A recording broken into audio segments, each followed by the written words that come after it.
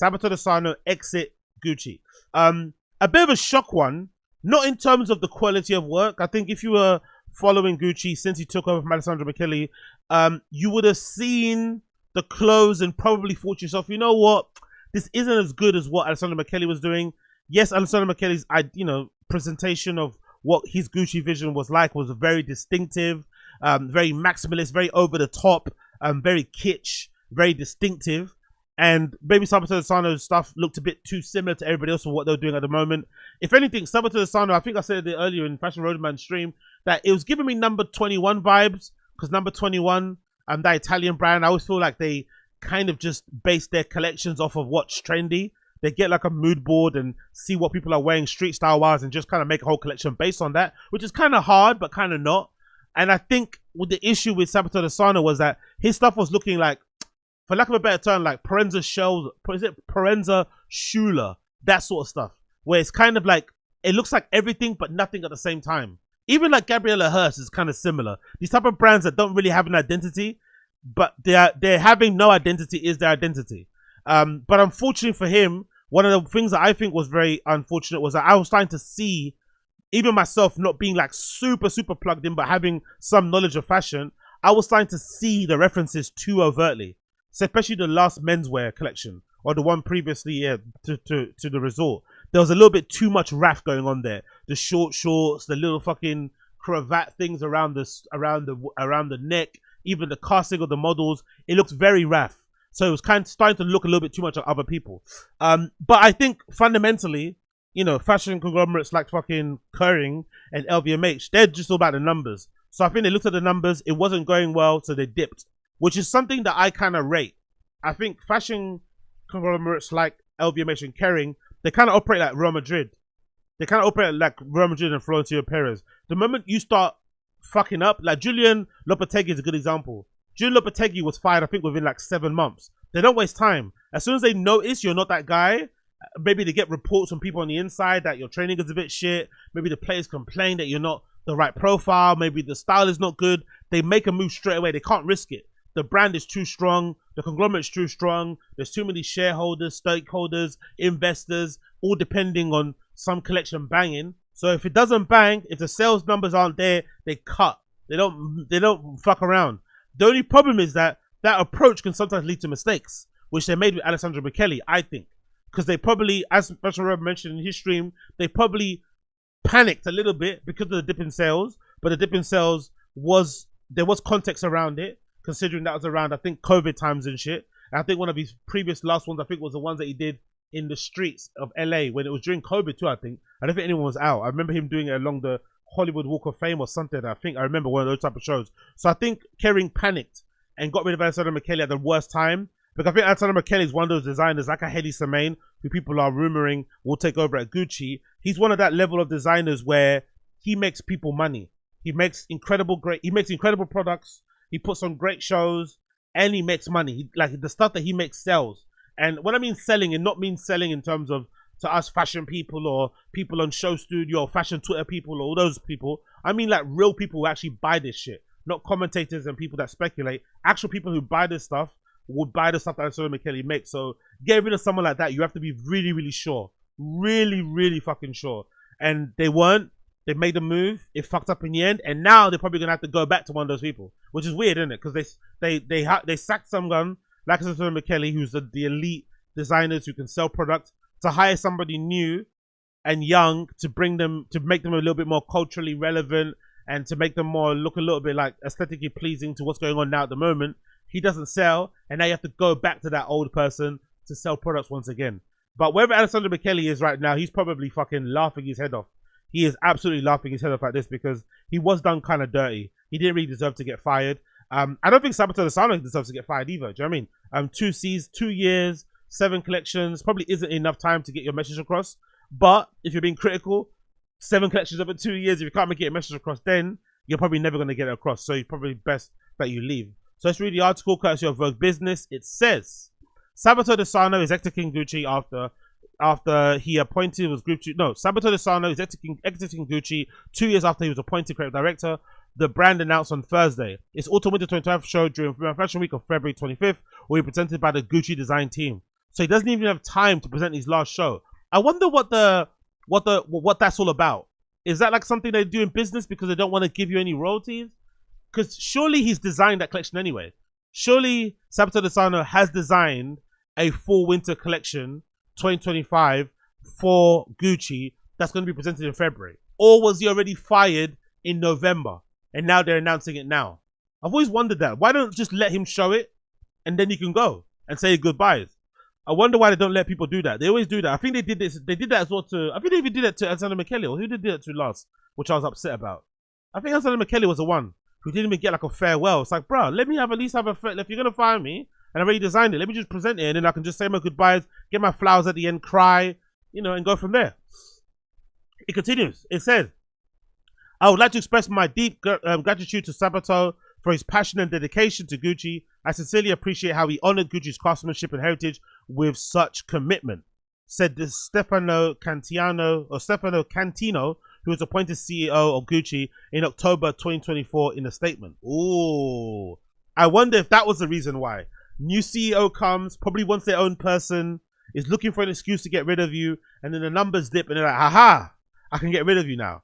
The other very telling thing is that there isn't a quote from Sabato De Sarno. So this isn't a decision that he took because he wanted to leave. It's more so they're saying, look, let's not have a firing on your CV. You say you want to leave, but we don't want to keep you. And then he probably resigned in that regard. But it's looking like he was told to go instead of him actually choosing to go. Sabato De Sarno was drafted in to replace Alessandro Michele, who left Gucci in November 2022 after a 7-year run. It was a high-stakes and high-profile appointment for the designer, more used to working behind the scenes, a graduate of Milan's Istituto Siccoli. De Sarno was previously fashion director at Valentino, of overseeing men's and women's collections. Bada bing, bada boom. Before joining Valentino in 2009, he worked at Dolce & Gabbana and Prada. He was tasked with resetting Gucci, whose sales growth had been falling short of its peers. I want people to fall in love with Gucci again, he told Vogue Runway and Vogue Business. Nicole Phelps heard of his debut show. The show presented a pared-back vision of the brand. The funny thing that he said that, because that first show, everybody fucking hated it. He said he wanted everyone to fall in love with it, but that was incredibly divisive. Everybody fucking hated that first show. It did the complete opposite of what he intended. However, despite hopes of a turnaround, Gucci's performance was been hit hard by a luxury slowdown, and his performance has steadily worsened over the past years. Its sales slumped by 25% to 1.6 billion and the third quarter of 2024, dragging heavily to the parent company Kering, Gucci's biggest brand. This followed a 90% drop in the second quarter and an 8% decrease on the first. So it was making you think, what did Kering executives think will happen? If Kering saw Alessandro Michele, this incredibly talented, incredibly commercial, incredibly on-point designer, struggling to sell stuff during a luxury slowdown, what made them think an unknown designer, most used to working behind the scenes for brands that don't really have anything similar to Gucci in terms of like style, apart from them both being Italian brands, how did they think that was going to work out? If Alessandro Michele couldn't sell products during a downturn, how did they think Sabato De Sarno was going to do it? Like how? Doesn't make any sense. Especially by paring it down, stripping it down, returning it to whatever, looking how it looked when he was on there. It didn't make any sense, really. It's a really strange decision that they, number one, fired Alessandro Michele for the reason that they fired him for. Because I would have been okay if they just said, look, we are bored of the kitschy shit. Because there was murmurs of that on social. Because some people are full of shit on social, especially fashion Twitter people. I did see people moaning a few times. I think it might have been the show with the twins, one of his last shows, and the other show that I said before, the Hollywood Boulevard thing, where some people on fashion Twitter were moaning that they were getting tired of that Gucci aesthetic. No, the Alessandro Michele aesthetic that he's presenting at Gucci. They wanted something else where, it's just like, this is what they do. You know what I mean? This is what they're about. This is their code. This is what they are. So they're going to imbue that with a brand, but changing it isn't an option. Then obviously when he gets fired, everyone's like, oh my God, how can you fire Alessandro Michele? Well, I'm wondering why they thought one distinctive image that wasn't selling, then suddenly a more pared down, stripped down image that was similar to loads of other brands would sell. It doesn't make any sense. It's such a weird decision to make, which is why I would have rated it more if they just would have said, you know what, we're tired of his kitschy shit. We just want it to be a bit pared down and a bit stripped back, a little bit plainer, a little bit more, dare I say, normie. That would have made more sense. And then you just stick with someone like Sabato De Sarno. But you go with Sabato Sarno because you think he's going to increase sales, because he's going to try and do this quiet luxury thing. But no one wants Gucci to be quiet luxury, you know? People want Gucci to be loud luxury, if anything. They don't want it to be quiet, especially people that wear Gucci. It continues. A new creative director for Gucci will be announced in due time. I sincerely thank Sabato for his loyalty and professionalism. I'm proud of the work that has been done further strengthen Gucci's fundamentals. Stefano and the new assistant director will continue to build this and guide the Gucci to new towards new renewed fashion leadership and sustainable growth. Well, they're saying Hedi Slimane is rumored to take over. They are saying Hedi Slimane, my fucking goat, one of my fucking heroes, the Dior Don, right? The Saint Laurent Papi, the Celine fucking G, may be heading to Gucci. Could you imagine if that happens? Could you imagine if that happens? Could you imagine if that happens? Actually, there's two articles here I want to read. Let's read this one from D Scene about Slimane maybe going to Gucci, and then let's also read the one courtesy of Fashion Law about Hedi's exit from Celine that may affect his ability to go to Gucci in the first place. But this is an article courtesy of D Scene magazine. Slimane's next in line for Gucci after the Sarno. Let's read what they have to say here. Significant changes are underway at Gucci, with creative director Sabato Sarno leaving after 2 years at the helm. The fashion house has been struggling to regain its footing amidst a prolonged slump, announced that the Sarno's exit comes without a designated successor. Instead, the up-and-coming fall-winter collection will be showcased in Milan. Later this month will be collective effort by Gucci Design Office. Now, the really problematic and annoying thing about this is that most likely that collection that'll be produced by the Gucci team will likely be a collection that will be good enough. Because I remember one of the first ones they did, I think the distinctive one was where the girls wear like a bra top that looked like chainmail. Wasn't that bad. That's the issue. It wasn't that bad. So the Sabato Sarno got hired as the creative director, and then of course now the team will be taking over, and they'll likely present a collection that don't look that dissimilar, if not better than what he did, which is a really bad indictment. Let's continue. Adding to the intrigue is the speculation surrounding Hedi Slimane, the former creative director of Celine. Slimane, known for his transformative touch and key market sensibilities, left Celine in October 2024, shortly after presenting the finally highly acclaimed Spring 2025 collection in Paris Fashion Week. His departure has set off a flurry of rumors about his next big move, with insiders hinting at a possible takeover at Gucci. This speculation is fueled by Slimane's proven track record and fashion industry's inclination for dramatic leadership change. That would be so good. It'd be so good because I know he's a little bit of a free spirit in that regard and does things his own way. And most likely, if he did take over at fucking Gucci, he would likely move the fucking design studios to the Hidden Hills somewhere, maybe somewhere random like fucking Tbilisi in Georgia. Like, he's so weird like that. But I would actually love it if he did take over at Gucci and he just went back to like presenting in the regular fashion calendar, having his studio based out of Italy or wherever it may be, or somewhere in Paris that may be, speaking to the press, having regular design, having regular shows. That would be so good because he's so necessary to give Paris Fashion Week that needed kick. Don't get me wrong, Paris Fashion Week is still the premier fashion week of all of them out there, but you know, it can get a little bit boring after a while. You need some of the big dogs like Hedi Slimane out there, and you know for sure, with him being at fucking Gucci, if he's there, with Matteo Blasi taking over at Chanel, you know the other designers too will respond well to his return to the Paris Fashion Week calendar and just being about. It'll give everybody that jolt, and you'll start seeing probably some of the best collections you've ever seen because they all kind of, you know, vibe off each other even without speaking to each other. I'd fucking love that to be true. It continues. Slimane's potential appointment comes at a time when Gucci desperately needs a resurgence. Under the Sarno's direction, the brand often faced criticism for not hitting the mark of its collections, were frequently spotlighted for intense scrutiny by both critics and consumers. The need for a strong creative vision is paramount, and Slimane's aesthetic could be the catalyst for Gucci. Needs to be revitalized its image and appeal to a broader audience. Oh, please come. Honestly, if Hedi Slimane goes to Gucci, I can't wait for his interpretation of the Gucci loafer. His interpretation of a varsity jacket, whatever. You know he's going to do something that's just going to, oh my God, I cannot wait. I cannot wait if it's him. It's going to be so fucking cool. Further stirring the pot, Slimane has also been mentioned as potential successor to Giorgio Armani. The venerable Armani, who celebrated his 90th birthday with a visit to New York this past July, presents another iconic fashion house that could benefit from Slimaine's creative rejuvenation. As Gucci prepares to unveil its latest collection without a named creative director, the industry remains on the edge of its seat.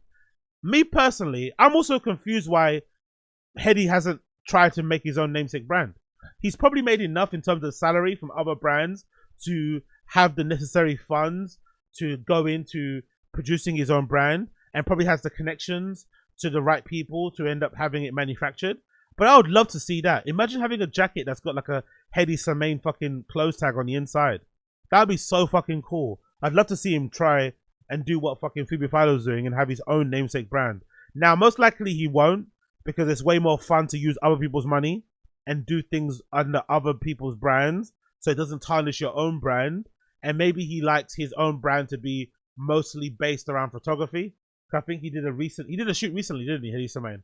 I think he may take a picture of, what is it? Was it Addison Rae or somebody? I think he did some sort of weird shoot somewhere. So maybe he prefers his name be associated with photography and all that stuff, and being a documentarian, whatever he does, as opposed to his name being associated with an actual brand.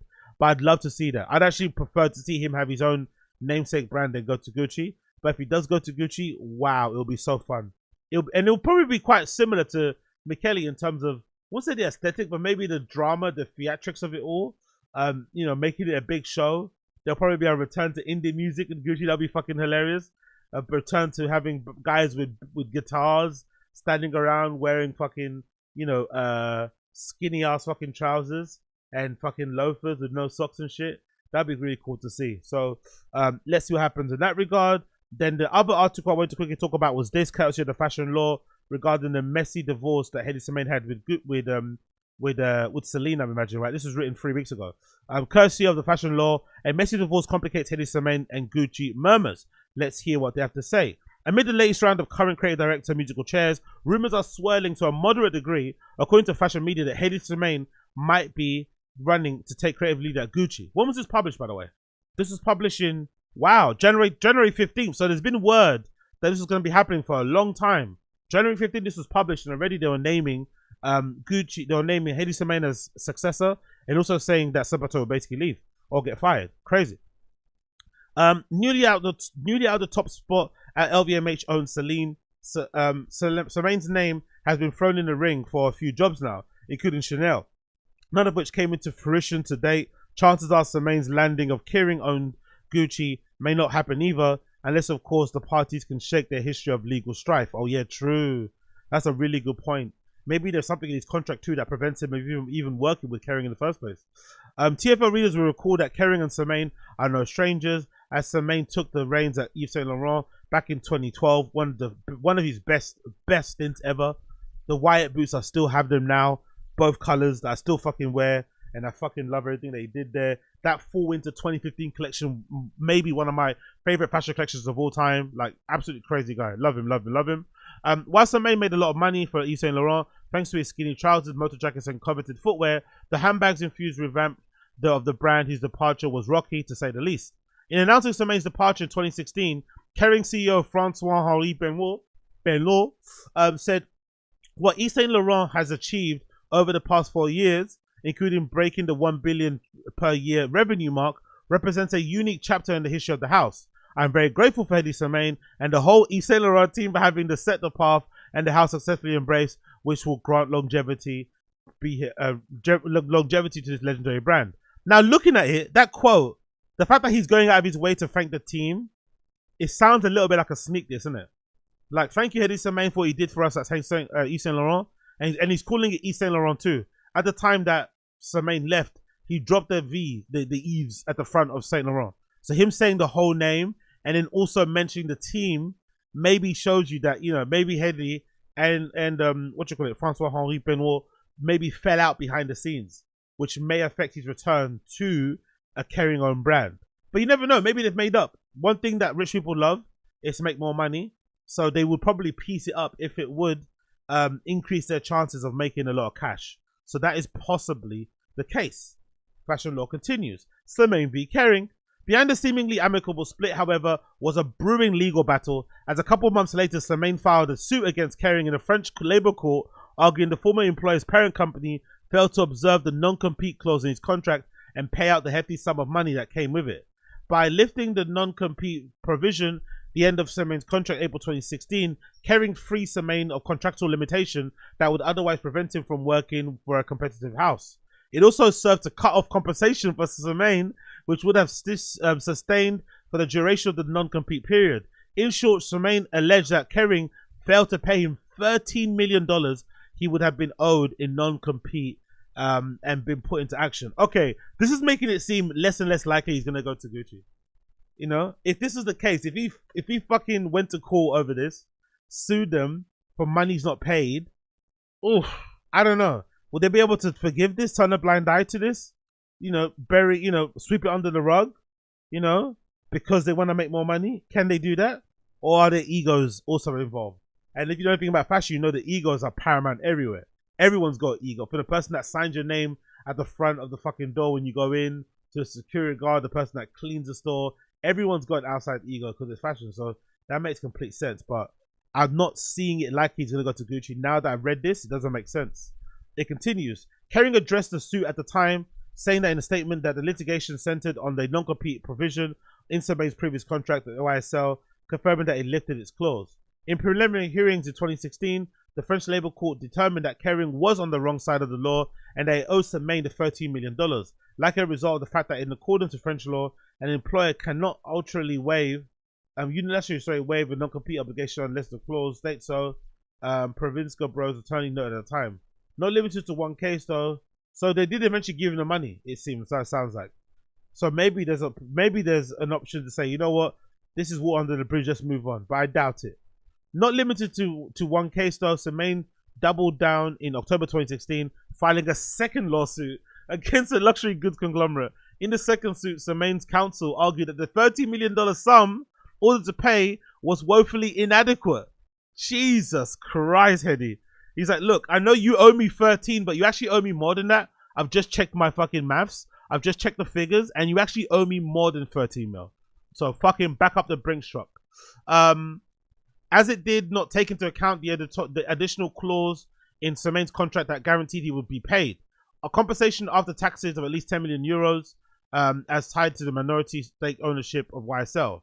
In a decision in 2018, the French court sided with Semain, had been underpaid by as much as 9.3 million euros after taxes for his last year of service. A spokesperson for Kering said the company planned to appeal the court decision. Semain's lawyer said his client would not issue a statement on the case. So this seems to be, this is only 2018 by the way, and you know he was involved in essentially, you know, making Kering not have a lot of money and shit because they paid out to him